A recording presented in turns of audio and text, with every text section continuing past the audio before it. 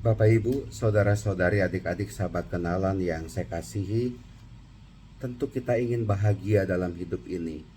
Kita sebagai pengikut Kristus, kita mau bahagia menjadi pengikut Kristus.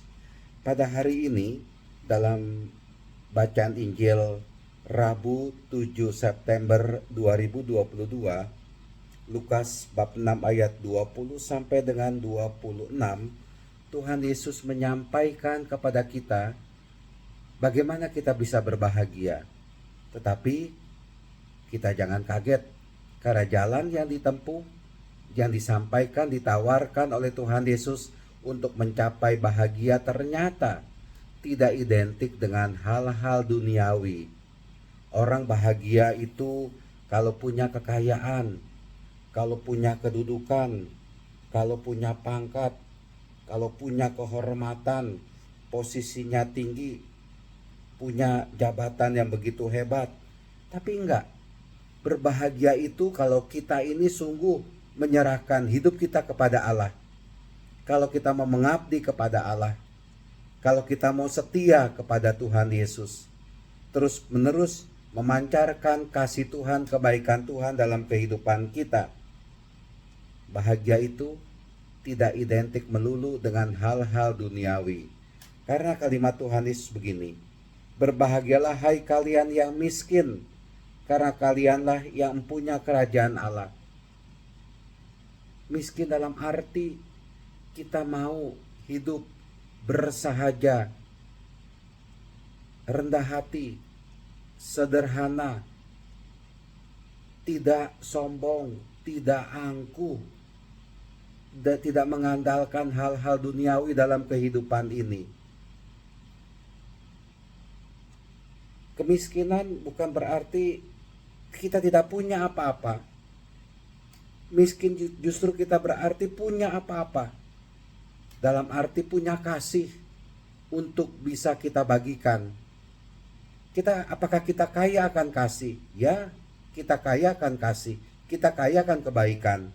Karena Tuhan Yesus sudah memberikan begitu gratis kasih itu kepada kita, kebaikan itu kepada kita, dan akhirnya kita bisa berbagi kasih kebaikan itu kepada sesama kita.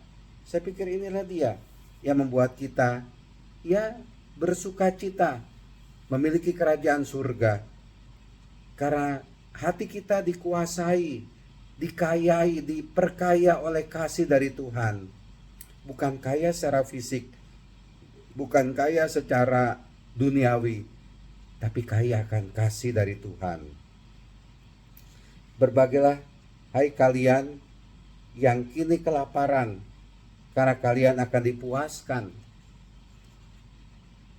Kelaparan dalam arti kita butuh sesuatu yang harus kita isi ke dalam diri kita supaya kita nggak lapar. Dan yang kita isi ke dalam diri kita adalah sabda Tuhan.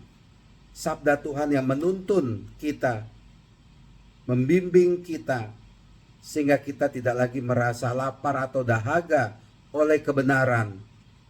Tetapi kita bersyukur karena Tuhan membuka kebaikan itu, kasih itu kepada kita, dan kita selalu mendapatkan kasih, mendapatkan kebaikan dari Tuhan.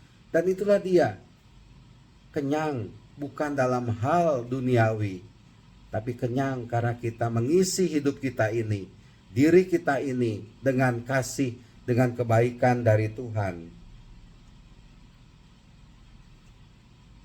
Berbahagialah hai kalian yang kini menangis. Mari kita tangisi. Kenapa kita berbuat dosa? Kenapa kita berbuat jahat? Kenapa kita tidak bisa semakin dekat dengan Tuhan? Kita menangis dalam arti merefleksikan hidup kita. Kenapa saya masih jauh untuk bisa berbuat baik, berbuat kasih? Dan kita selalu berusaha untuk mau berbuat kasih, berbuat baik kepada sesama kita.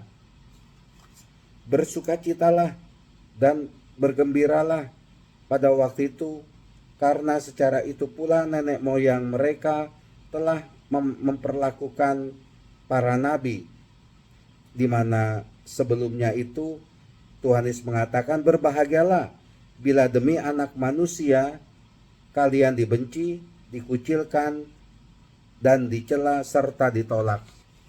Tidak usah takut dalam perjalanan hidup ini, karena penyertaan kekuatan dari Tuhan Yesus itu hadir. Nah, Bapak Ibu, saudara-saudara terkasih, terus-meneruslah kita berbahagia bersama dengan Tuhan Yesus. Karena Tuhan Yesus menjaga, melindungi, menguatkan kita semua. Tuhan memberkati kita semua. Amin.